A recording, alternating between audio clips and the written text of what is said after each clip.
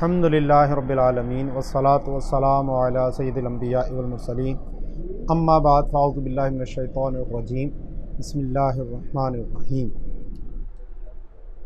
आज इंशाअल्लाह हम बै मुराबहा और बै तौलिया वदिया और इनके जो अहकाम हैं और इससे मुताल्लिक़ जो चंद चीज़ें हैं उसके ऊपर गुफ्तगू करेंगे। पीछे मैंने बताया था कि अगर समने अव्वल को बयान किया जाए और उसके साथ अगर कोई प्रॉफ़िट लिया जाए और वो प्रॉफ़िट भी बता दिया जाए कि इतना इस पर प्रॉफ़िट लिया जा रहा है तो ये बै मुराबहा कहलाती है। और अगर उसी कीमत पर ही उसको फ़रोख्त कर दिया जाए तो ये बै तौलिया होती है। और अगर उससे कम कीमत पर उसको फ़रोख्त किया जाए तो ये बै वदिया कहलाती है। और अगर समने अव्वल का बयान ना किया जाए तो वो बै मुसावमा या आम बै जो ख़रीदो फ़रोख्त होती है वो कहलाती है। तो बै मुराबहा जो है ये एक ऐसी बै है कि जिसमें ख़रीदार जो है वो बेचने वाले पर एतमाद करता है और उसकी अमानतदारी की बुनियाद के ऊपर वो इस सौदे के ऊपर राज़ी होता है। तो इसलिए इस बै को बैउल अमाना भी कहा जाता है। ये जितनी बै हैं, बै तौलिया हो या वदिया हो या मुराबहा हो, ये बैउल अमानात भी कहलाती हैं। इसमें अमानत का तसव्वुर इस एतबार से है कि ख़रीदार जो है वो बेचने वाले की बात पर एतमाद करता है और उसकी बुनियाद के ऊपर वो इस सौदे पर राज़ी होता है। तो इस बै के बुनियादी उसूल ये है कि इसमें किसी भी किस्म का धोखा नहीं होना चाहिए और जो समन या कीमत बयान की जा रही हो उसमें कोई गलत बयानी ना हो और इसी तरह उसमें गलत बयानी का कोई शुबा भी मौजूद नहीं होना चाहिए। अगर किसी ने ऐसा किया तो फिर क्या होगा वो इंशाल्लाह मैं आगे बताता हूँ। तो इसलिए इस बात का ख़्याल रखना इसमें बहुत ज़रूरी है कि हर किस्म के धोखे से इसमें बचना बहुत ज़रूरी है। तो मुराबहा की तारीफ़ मैंने आपको की थी कि इंसान जिस समन पे मालिक हुआ हो उसका और उस पर इजाफ़ा भी वो बता कर ले तो ये मुराबहा कहलाती है। इसी हुक्म में वो चीज़ें भी शामिल हैं कि जो किसी इवज़ के बदले मिल्कियत में ना आई हों। जैसे तोहफ़ा वसूल किया आपने, वो चीज़ तोहफ़े के ज़रिए मिल्कियत में आई या वसीयत के ज़रिए मिल्कियत में आई या विरासत में कोई चीज़ मिली है और अब इन चीज़ों को आप बै मुराबहा करना चाहते हैं तो ज़ाहिर है कि यहाँ तो समन अव्वल मौजूद ही नहीं है क्योंकि ये तो ख़रीदारी तो की नहीं है, ये तो बग़ैर ख़रीदारी के मिल्कियत में आई हैं। तो इसके मुराबहा का तरीका ये होगा कि उस वक्त जो उसकी फिर मार्केट वैल्यू हो, जो कीमत हो उसकी, वो बताकर और फिर उसके ऊपर अगर उसी कीमत पर बेचा जा रहा है तो वो तौलिया के हुक्म में आ जाएगी और अगर प्रॉफ़िट उस पर लिया जा रहा है तो वही मुराबहा का हुक्म इसके ऊपर भी लागू होगा। अब इसमें बाज़ औक़ात इंसान एक चीज़ ख़रीदता है लेकिन बाद में उसके ऊपर ख़र्चा भी करता है या एक चीज़ की जो असल कॉस्ट होती है और फिर उसमें फिर इंसान को मुख्तलिफ़ ख़र्चे करने के बाद वो कॉस्ट जो है ऊपर पड़ जाती है। जैसे ट्रांसपोर्टेशन का ख़र्चा है, किराया लगा है उसके ऊपर, बाज़ औक़ात ब्रोकरी देनी पड़ी है, बाज़ औक़ात कोई टैक्स वग़ैरह हैं या इस टाइप की और अखराजात होते हैं जो किसी चीज़ के ऊपर किए जाते हैं। तो इसमें ये देखा जाएगा कि जो ताजिर हज़रात हैं अगर वो उस चीज़ की कॉस्ट जब निकालते हैं तो इन चीज़ों को उस कॉस्ट का हिस्सा बनाते हैं या नहीं बनाते। तो अगर वो उन चीज़ों को उसकी कॉस्ट का हिस्सा, उसकी कीमत का हिस्सा बनाते हैं, यानी जब वो बेचते हैं तो इन ख़र्चों को भी सामने रख कर फिर देखते हैं कि ये चीज़ हमें इतने की पड़ी है तो फिर उनको उसमें मिलाया जाएगा। मसलन एक चीज़ ख़रीदी 1 लाख रुपए की लाहौर से, अब लाहौर से वो चीज़ कराची मंगवाई गई है तो इसके ऊपर जनाब 10,000 रुपये किराया भी आ गया। 10,000 रुपये किराया लगा, इसके ऊपर फिर 10,000 रुपये बाज़ों का टैक्स वगैरह कोई देना पड़ गया तो ये 20,000 रुपये का जो ख़र्चा है वो इसके ऊपर शामिल करके इसकी कॉस्ट 1,20,000 कही जाएगी या 1 लाख रुपये कहा जाएगा। ज़ाहिर अगर 1 लाख कहा जाएगा तो इससे नुकसान होगा बेचने वाले को और 1,20,000 कहा जाएगा तो ख़रीदने वाले को ये बताना ज़रूरी है कि ये 20,000 रुपये इस तौर पे इस पर ख़र्चा हुआ है। तो ये बताने की इसमें ज़रूरत नहीं है कि जनाब 10,000 रुपये मैंने टैक्स दिया, 10,000 रुपये किराया दिया, ये बताने की हाजत नहीं है। बल्कि अब उसको वो ये जुमला इस तरह कहेगा कि ये 1,20,000 की मुझे पड़ी है।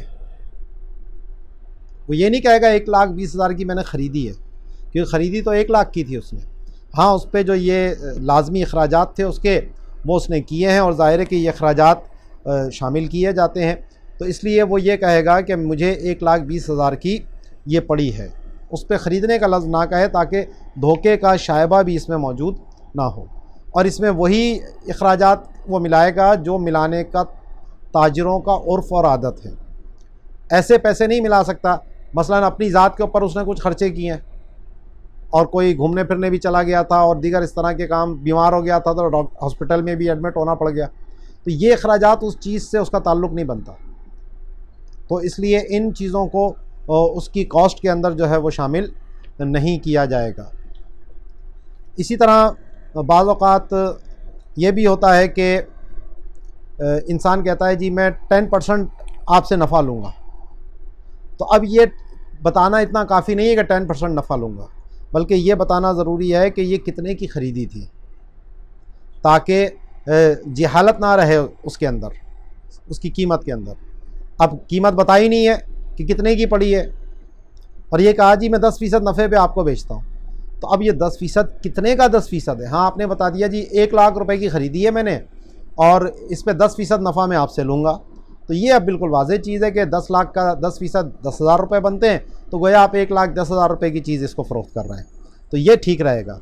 तो असल कितने की पड़ी है या इसकी असल कॉस्ट क्या है, ये बताना जो है वो ज़रूरी है, और नफ़ा कितना ले रहे हैं तो वो भी मालूम होना इसमें ज़रूरी है। तो अगर ये जहालत आएगी तो फिर ये बै फासिद हो जाएगी। तो इसलिए यहाँ पर अगर ये कहा कि जी 10% नफ़े पे दे रहा हूँ, तो अगर मजलिस में ही बता दिया कि मुझे इतने की पड़ी और 10% का मतलब ये बनता है, तो फिर अगर मजलिस के अंदर ही है तो फिर ये बै दुरुस्त हो जाएगी, क्योंकि जहालत अगर मजलिस में ही दूर कर दी जाए तो वो अक़द जो है दुरुस्त हो जाता है, लेकिन ख़रीदार को जो है इसमें ख़यार मिलता है। तो ख़ुलासा इसमें यह है कि हर वो कीमत इसके अंदर मिलाई जाएगी जिस पे ताजिरों का उर्फ़ होगा। अब चाहे वो बै मुराबहा हो या बै तौलिया हो या बै वदिया हो। अब अगर इसमें बेचने वाले ने धोखा दिया है, गलत बयानी की है, और गलत बयानी करके उसकी रज़ामंदी हासिल की, जो आज हमारे यहाँ होता है ना मामला कि घर में ही ख़रीदो फ़रोख्त करके कहते हैं जी घर में मुझे इतने की पड़ी है, तो मुराद वो नहीं है कि बीवी को बेचा और बीवी से फिर वापस ख़रीद लिया, तो कहते हैं जी घर में मुझे इतने की पड़ी है। तो ये धोखे वाली बातें हैं सारी, ये जायज़ नहीं है इसके अंदर।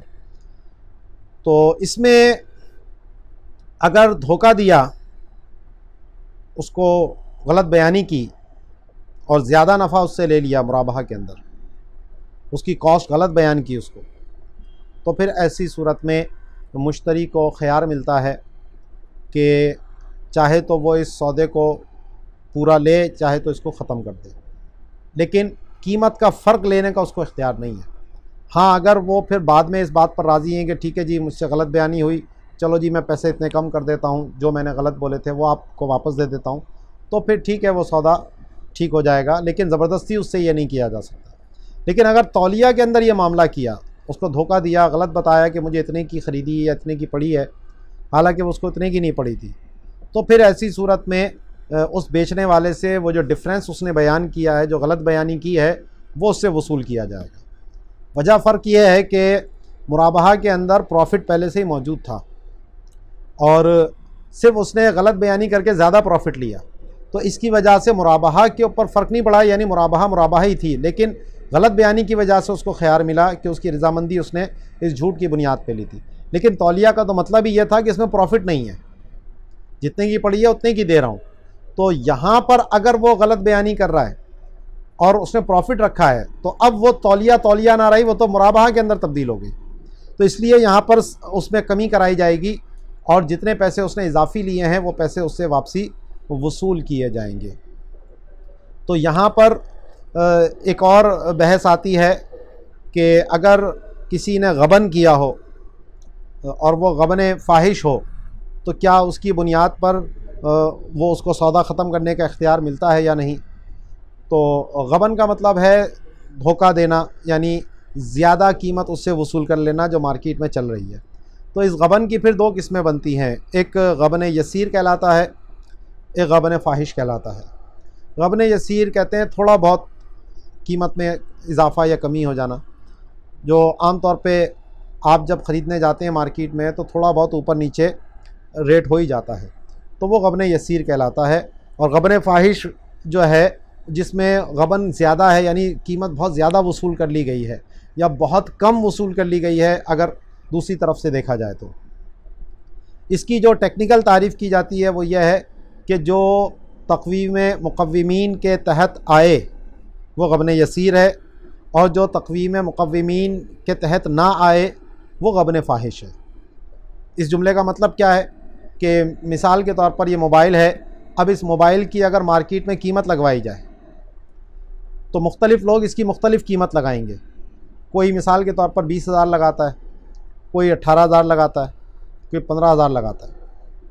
तो यानी इसकी ज़्यादा से ज़्यादा कीमत 20,000 है और कम से कम 15,000 तो है, इससे नीचे भी कोई नहीं जा रहा और 20,000 से ऊपर भी कोई नहीं जा रहा। तो इसकी जो दरमियानी कीमत है वो 18,000 मानी जाएगी। हाँ, मैं थोड़ी मेहनत करूँगा तो 20 तक की भी बिक सकती है, लेकिन 18 इसकी एक नॉर्मल कीमत है, तो मार्केट वैल्यू इसकी 18 कहलाएगी। और ये जो 20,000 और इधर से 15,000 ये जो डिफरेंस आ रहा है ये गबन यसीर कहलाएगा, कि थोड़ा बहुत फ़र्क आ जाता है। लेकिन 20,000 से ऊपर ये गबन फ़ाहिश कहलाएगा कि कोई भी कीमत लगाने वाला 20,000 से ऊपर नहीं लगा रहा इसकी। तो अब अगर ये 25,000 का किसी को बेच दिया मोबाइल तो ये गबन फ़ाहिश है, यानी जो 5,000 का डिफरेंस आ रहा है ऊपर ये गबन फ़ाहिश है। इसी तरह कोई बेचने आया था और उसको बेवकूफ़ बनाकर 15,000 से कम पे ख़रीद लिया उससे, तो भी जो ये कम पे ख़रीदा है ये भी गबन फ़ाहिश है। तो अब गबन फ़ाहिश की बुनियाद पर क्या बै पे कोई असर पड़ता है? तो अगर इसमें कोई धोखा नहीं है, कोई गलत बयानी नहीं है, कोई उसको गलत अंदाज पे गाइड नहीं किया गया, तो ये बै जायज़ है और लाजिम है। यहीं से मसला निकलता है कि कोई भी शख्स अपनी चीज़ जितनी मर्ज़ी चाहे कीमत पे फ़रोख्त करे। बाज़ लोगों को ये गलत फहमी होती है ना जी, नफ़ा जो है इस्लाम में रखा है आटे में नमक के बराबर, तो ऐसी कोई पाबंदी नहीं है।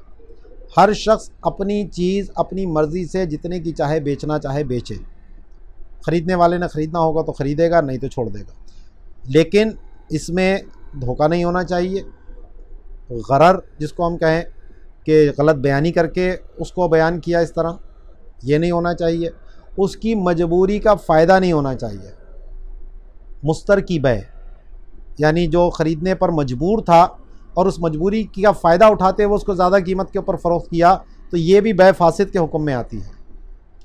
जैसे पिछले सालों में मरी के अंदर मसला हुआ था, लोग सर्दी में फंस गए तो उनको एक रोटी हज़ार रुपए की बेची जा रही है, या एक चाय का कप जो है वो 500-500 रुपए का बेचा जा रहा है। तो अब यहाँ ये असूल नहीं लगेगा कि जनाब उसकी चीज़ है, उसकी मर्ज़ी है जितने की बेचे, ये तो उसकी मजबूरी का फ़ायदा उठा रहा है। और बै मुस्तर वो तो हालत इस्तरार में था कि वो मजबूर था कि उसको लेना था, तो उसकी मजबूरी का फ़ायदा उठाया गया, तो ये जायज़ नहीं है इस तरह करना। हाँ, अगर कोई इस्तरार की हालत नहीं है, बंदा मजबूर नहीं है कोई, तो फिर आपकी चीज़ है, आप जितने की चाहे बेचें, इसमें कोई धोखा नहीं होना चाहिए, बस कोई गरर नहीं होना चाहिए। तो चाहे अब वो गबन ही क्यों ना हो, मार्केट में भले रेट उसके कम मिल रहे हैं, लेकिन एक चीज़ बंदा कह रहा नहीं जी मैं तो इतने की बेचूंगा अपनी, जाओ ले लो मार्केट से सस्ती, तो इस बुनियाद पे उससे सौदे पे कोई फ़र्क नहीं पड़ेगा कि आपने महंगा क्यों बेचा।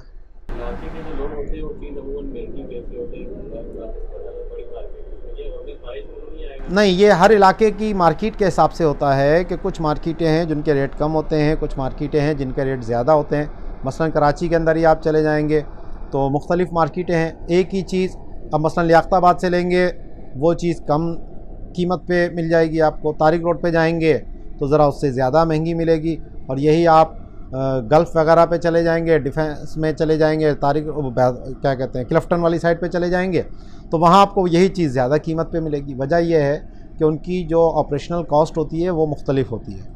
लियाक़ताबाद में जो दुकानदार की इन्वेस्टमेंट लगी हुई है, जो किराया दे रहा है, जो मज़दूर रखे हुए हैं, तो वो ज़ाहिर है कि वो कम होते हैं। तारिक रोड पे उसके मुकाबले में ज़्यादा है, और जो अगर आप क्लिफ्टन वाली साइड पे चले जाएंगे वहाँ उससे भी ज़्यादा है। तो जाहिर सी बात है कि जितना ज़्यादा उसकी इन्वेस्टमेंट होगी, जितना उसके ऊपर उसका ऑपरेशनल कॉस्ट आ रही होगी, तो प्रॉफिट भी वो उसके हिसाब से ही लगाएगा। तो ये कोई गबन फ़ाहिश में नहीं आता, ये इंसान जिस जगह पर खड़ा है उसके हिसाब से उसको देखा जाएगा। तो इस गबन फ़ाहिश की बुनियाद पर सिर्फ़ इसी सूरत में ख़रीदार को ख़ियार मिलता है कि जब उसको धोखा दिया गया हो, जब उसको धोखा देकर अगर ये उसके साथ गबन किया गया है, उसको गलत बयानी करके उसके साथ ये मामला किया गया है, तो फिर उसको ये ख़ियार मिलता है कि चाहे तो इस सौदे को रखे और चाहे तो इस सौदे को ख़त्म कर दे। यहाँ पर अब थोड़ी सी बात मैं करूँगा इस्लामिक बैंकिंग के हवाले से, क्योंकि इस्लामिक बैंकिंग में मुराबहा जो है वो एक बुनियादी प्रोडक्ट के तौर पर इस्तेमाल, यानी एक बुनियादी तरीका होता है बैंकिंग करने का। इसका क्या तरीका ये लोग इस्तेमाल करते हैं, मिसाल के तौर पर एक शख्स आया है बैंक के पास, उसको ट्रैक्टर ख़रीदना है, काश्तकार है वो। अब वो अगर सूदी बैंक के पास जाएगा तो सूदी बैंक क्या करेगा कि उसको, जनाब कितने का ट्रैक्टर आ रहा है, जनाब 20 लाख रुपए का ट्रैक्टर है। अच्छा जी, हम 20 लाख रुपए का कर्ज़ा आपको दे रहे हैं और इसके ऊपर इतना इतना आपने सूद जो है वो हर महीने अदा करना होगा। इस तरह आप ये 5 साल 3 साल बाद आपकी रकम जो है ये वापस बैंक को मिल जाएगी और उसको उतना सूद मिल जाएगा। मिसाल के तौर पर 20 लाख रुपए बैंक ने दिए और 5 लाख रुपए का उसने उसके ऊपर सूद चार्ज किया, 25 लाख रुपए वो काश्तकार ने वापस बैंक को दे दिए 5 साल की मुद्दत में या 3 साल की मुद्दत में, जो भी है। तो सूदी बैंक तो सीधा सीधा ये मामला करता है, उसको इससे कोई गरज नहीं है कि आपने उन 20 लाख रुपए से ट्रैक्टर ख़रीदा या जाकर अय्याशी में उड़ाए या जो भी काम किया वो आपकी मर्ज़ी है। वो आपको सिर्फ पैसा देगा और आपसे वापसी में पैसा लेगा। तो ये तो सिरा सिरा निरा सूद है और जो कुरान और हदीस की रूह से हराम है, कतई है। दूसरा, इस्लामिक बैंक क्या करेगा। इस्लामिक बैंक आपके पास, जब आप उसके पास जाएंगे तो आपसे पूछेगा जनाब आपको इन 20 लाख रुपए का क्या करना है। वो कहेगा जी मुझे ट्रैक्टर ख़रीदना है। तो कहते हैं अच्छा ठीक है, आप ऐसा करें कि हम आपको ट्रैक्टर बेच देते हैं। तो ज़ाहिर है कि काश्तकार को तो ट्रैक्टर चाहिए। तो कहता है ठीक है। तो इसके लिए वो तरीका क्या करते हैं कि मुराबाहा का एग्रीमेंट कर लेंगे उससे। तो सबसे पहले उनका होता है कि एक MOU साइन करते हैं। वो एक आगे जो भी मामला होने वाला होता है उसकी चीज़ें पहले से ही शराइत तय कर लेते हैं। MMF उसको कहते हैं, मास्टर मुराबाहा फाइनेंसिंग एग्रीमेंट। तो ये एक एग्रीमेंट है, इससे अभी कोई सौदा नहीं होता, ना कोई बै हो रही होती है। ये सिर्फ एक इत्तिफाक होता है कि मुस्तकबिल में जो हमारा सौदा होगा तो इन शराइत के तहत हम वो सौदा करेंगे। उसका फ़ायदा ये होता है कि बाद में जब उनको वो सौदा करना होता है तो अलग से तमाम शर्तें फिर बाद में तय करने की ज़रूरत नहीं पड़ती। वो पहले ही तय हो चुका है जी, प्रॉफिट कितना होगा और कितने फाइनेंसिंग की जाएगी, यानी कितने की वो चीज़ आएगी और उस पर इतना प्रॉफिट लिया जाएगा, कितने अरसे में वापसी किए जाएंगे पैसे। तो इस सारी चीज़ों को वो पहले से ही तय कर लेते हैं। ज़मानत क्या रखाई जाएगी, ज़ाहिर बैंक ऐसे तो नहीं देगा, वो अपनी ज़मानत को लेगा ताकि आप पैसे उसको वापसी वक्त पे अदा कर सकें। तो ये सारी चीज़ें वो पहले से तय कर लेंगे कि अगर हमारा आगे तय होगा मामला तो वो इन बुनियादों पर होगा। उसके बाद अब बैंक क्या करेगा कि उसी काश्तकार को वो अपना वकील बनाएगा कि आप मेरे लिए एक ट्रैक्टर फ़लाँ फ़लाँ सिफ़ात का ख़रीद लीजिए, और वो सिफ़ात वही होंगी जो उस ख़रीदार ने उसको बताई होंगी। जी मुझे फ़लाँ कंपनी का ट्रैक्टर चाहिए, इतनी पावर का चाहिए, ये है वो है, जो भी XYZ जो मामला थे उसके, वो उसको पहले से बताएगा। तो बैंक उसको अपना वकील बनाएगा, एक एजेंसी एग्रीमेंट होगा वकाला का, वो उसको वकील बनाएगा, वो उस पर साइन लेगा उससे कि आप मेरे लिए जाकर फ़लाँ ट्रैक्टर ख़रीद लीजिए। तो वो काश्तकार जाकर उस कंपनी से वो ट्रैक्टर बैंक के लिए ख़रीदेगा, क्योंकि जो चीज़ मिल्कियत में ना हो उसको तो फ़रोख्त ही नहीं कर सकते। तो बैंक तो अभी उस ट्रैक्टर का मालिक नहीं है, और बैंक कोई तिजारती दुकान तो है नहीं कि उसके बाद ट्रैक्टर खड़े हुए हों कि आ जाइए जी हमारी दुकान पर ये ट्रैक्टर खड़े उनमें से कोई भी ट्रैक्टर आप पसंद कर लीजिए। उसका काम तो फाइनेंसिंग करना होता है। तो वो इसलिए यहाँ पर वकाला करेगा, उसको वकाला की बुनियाद पर उसको ही कहेगा कि तुम मेरे लिए ट्रैक्टर ख़रीद लो। अब वो ट्रैक्टर जाकर वो ख़रीदेगा और बैंक फिर उसके अकाउंट में पैसे लगाएगा, ट्रैक्टर कंपनी के, वो पैसे उधर चलेगा। अब उसके बाद वो वकील जो है उस ट्रैक्टर पर कब्ज़ा करेगा, और वकील का कब्ज़ा मुवक्किल का कब्ज़ा होता है। तो यहाँ बै क़ब्ल क़ब्ज़ का मामला भी ख़त्म हो गया। जब उस वकील ने उस पर कब्ज़ा कर लिया, अब वो बैंक को मुतला करता है, जी मैंने उस पर कब्ज़ा कर लिया है, ख़रीदारी हो गई है, कब्ज़ा भी हो गया। अब उसके बाद बैंक उससे ख़रीदारी का एग्रीमेंट करता है। अब यहाँ मुराबहा को भी इस्तेमाल किया जाता है और इजारा और दीगर डिमिनिशिंग मुशारका वगैरह, ये इंशाल्लाह आगे बताऊँगा। तो अभी सिर्फ हम मुराबहा की बात कर रहे हैं। तो बैंक उससे मुराबहा का एग्रीमेंट कर लेगा। अब उसे पता है जनाब 20 लाख रुपए इसकी कॉस्ट आई है, तो अब बैंक उससे पहले ही तय कर चुका होगा कि इस पर मैं इतने % नफ़ा लूँगा। अब इतने % नफ़ा के लिए बैंक के आम तौर पे जो करता है वो काइबोर प्लस का मामला लेता है, यानी मुल्क में जो इंटरेस्ट रेट चल रहा होता है, जो बैंक आपस में एक दूसरे को पैसा देते हैं, सूद के ऊपर लेन देन करते हैं, ये काइबोर कहलाता है, KIBOR, Karachi intra bank offer rate. यानी जो बैंक एक दूसरे को कर्ज़ा दे रहे हैं, ले रहे हैं, वो कितने सूद पर ले रहे हैं, कितने सूद पर दे रहे हैं, तो ये काइबोर कहलाता है। और काइबोर जो है वो फिर जो स्टेट बैंक ने डिस्काउंट पॉलिसी निकाली हुई होती है, जैसे मुल्क में आपने अभी सुना होगा जनाब स्टेट बैंक ने 2% जो है शरह सूद बढ़ा दी या इतने % सूद बढ़ा दी, तो इस वक्त पाकिस्तान में गालिबन 17% के करीब चल रही है। यानी 1 लाख पे 17,000 रुपये साल के सूद दिए जाएंगे, ये स्टेट बैंक देगा ये। अब जो आम तौर पे बैंक आपस में करते हैं वो इससे थोड़ा ऊपर होता है। अब ये क्या करते हैं कि क्योंकि एक पैमाना तो कोई ना कोई इनको बनाना पड़ता है, तो ये काइबोर को पैमाना बनाते हैं कि जो भी काइबोर चल रहा होगा उसके ऊपर मज़ीद 3% मिसाल के तौर पर, तो जैसे 17% काइबोर है तो उस पर मज़ीद 3% का मतलब हो गया 20% जो है वो प्रॉफिट लिया जाएगा। तो अब 20 लाख रुपए है, तो 20 लाख रुपए के ऊपर 20% जो है वो प्रॉफिट होगा, तो ये कितने बन गए? 2 लाख रुपए 10% बने और 4 लाख रुपए 20% बने, तो 24 लाख रुपए का बैंक वो ट्रैक्टर उसको बेचेगा।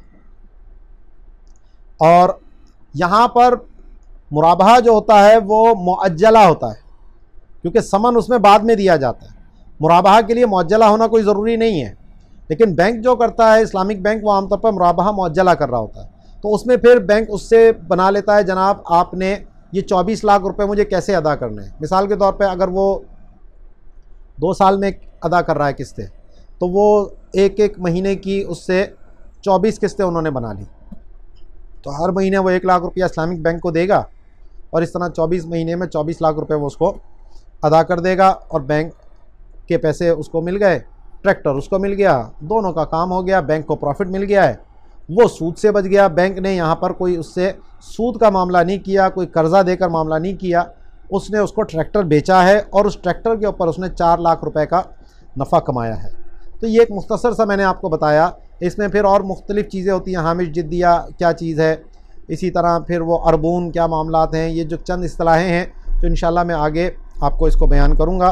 तो इस्लामिक बैंकिंग में इस तरह मुराबहा को बतौर सूद से बचने के हीले के तौर पर इस्तेमाल किया जाता है और इसको उनकी इस्तिलाह में प्रोडक्ट कहा जाता है, यानी मुराबहा की ये प्रोडक्ट है।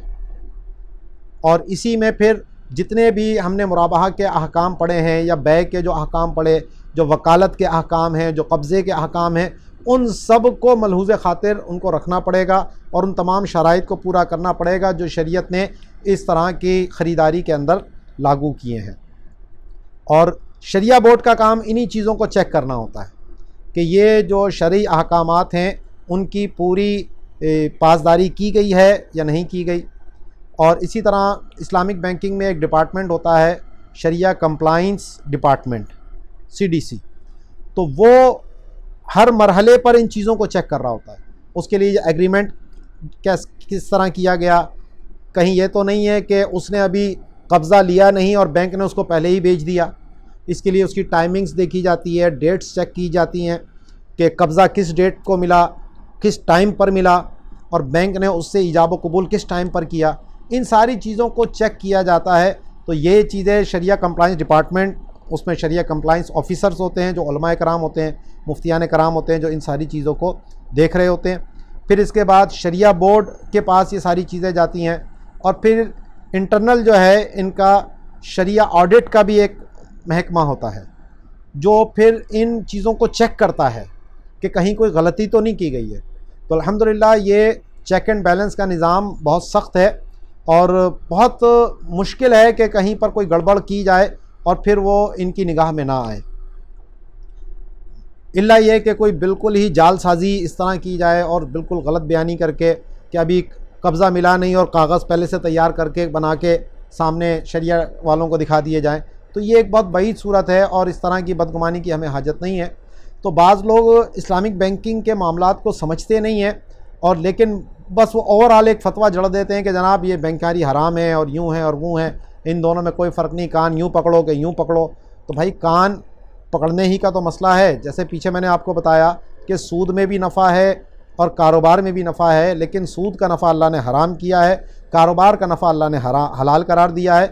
तो नफ़ा बज़ाते ख़ुद हराम नहीं है, उसके हुसूल का तरीका देखा जाएगा कि वो क्या है। तो सूदी बैंक ने सूद के ज़रिए नफ़ा कमाया इसलिए वो हराम में चला गया, इस्लामिक बैंक ने तिजारत के ज़रिए नफ़ा कमाया इसलिए वो हलाल चला गया। बज़ाहिर नतीजा दोनों का एक निकलेगा। तो नतीजा बाज़ औक़ात हलाल हराम से अगर क़तई नज़र करके देखा जाए तो एक नज़र आ सकता है, लेकिन अल्लाह की बारगाह में दोनों में बहुत फ़र्क है। एक हलाल बकरी से आपने बिरयानी तैयार की और एक मुर्दार बकरी से या गला घोंट कर मारी गई बकरी से उससे आपने बिरयानी तैयार की, तो बज़ाहिर खाने में तो आपको दोनों एक जैसी लगेंगी, दोनों से ग़िज़ाइयत भी आपको हासिल हो जाएगी, बज़ाहिर तौर पर भूख भी आपकी मिट जाएगी। लेकिन एक हलाल बिरयानी थी, एक हराम बिरयानी थी, इसमें हलाल हराम का उसी तरह फ़र्क है। तो आप कहें जनाब कान यूँ पकड़ो कि यूँ पकड़ो, ये बिरयानी खाओ या वो बिरयानी खाओ, तो जनाब यही तो सारा मसला है। आप अगर अल्लाह को मानते हैं, अल्लाह पर ईमान रखते हैं, तो उसके हुक्म की तामील करना भी आपकी ज़िम्मेदारी है। तो आपको जब अल्लाह ने कहा है कान यूँ पकड़ लें तो आप उसी तरह पकड़ लें, आपको क्या ज़रूरत है दूसरी तरह कान पकड़ के घुमाने की। तो हलाल को आप इख्तियार करें। जब इस्लामिक बैंकारी मौजूद है जो सूद से आपको बचा रही है, इस्लामिक बैंकारी का मतलब ही रिबा फ्री बैंकारी है, तो बाज़ लोग बिला वजह उसके ऊपर तान करते हैं कि जनाब ये तो सब एक ही तरह का काम है और हीले कर रहे हैं, वो कर रहे हैं। तो मैंने आपको वही बताया कि अगर हराम से बचने का हीला है और हलाल को हासिल किया जा रहा है और वो मकसूद हराम नहीं है, क़तई तौर पर सिर्फ तरीक़ेकार में फ़र्क हो सकता है, तो फिर वही तो सब हलाल की तरफ जाने का मामला है। और ऐसा हीला करना शरअन सिर्फ जायज़ ही नहीं बल्कि मुस्तहब और मुस्तहसन भी है।